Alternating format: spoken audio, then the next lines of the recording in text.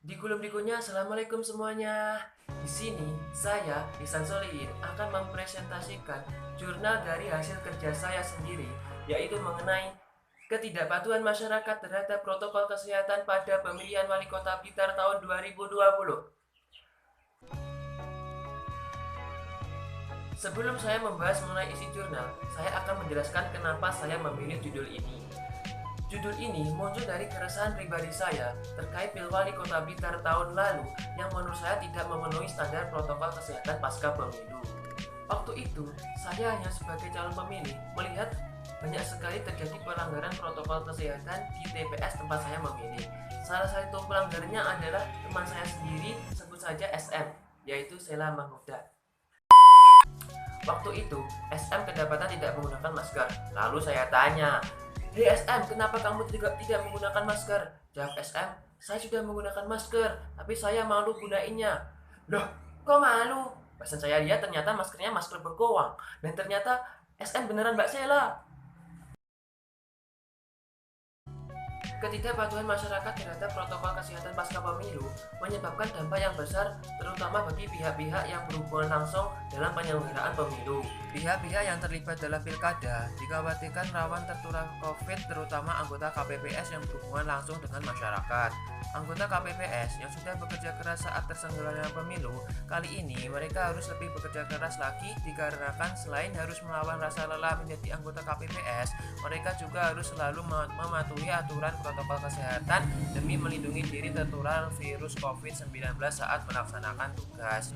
Dalam penerapan protokol kesehatan pasca pemilu, pihak-pihak yang bertugas sebagai penyelenggara pemilu sudah mematuhi aturan protokol kesehatan dengan benar. Akan tetapi, masyarakat yang juga terlibat sebagai pemilih masih belum mampu mematuhi aturan yang ada. Salah satu pasal yang dilanggar terdapat pada pasal 6 huruf H PKPU nomor 6 tahun 2020.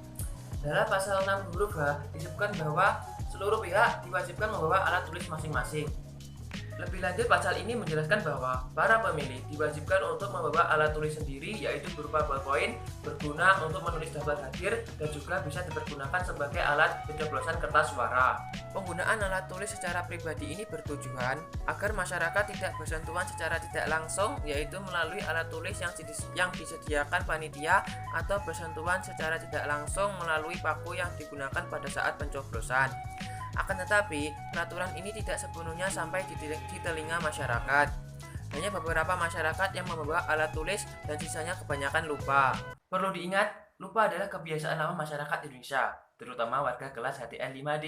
Akan tetapi, dikarenakan warga kota Blitar baik hati dan suka menolong, mereka dengan sukarela meminjamkan alat tulisnya untuk dipergunakan oleh orang lain. Ini membuat peraturan sama saja tidak berarti. Masyarakat membawa alat tulis masing-masing, tetapi alat tulis tersebut saling dipinjam-pinjamkan.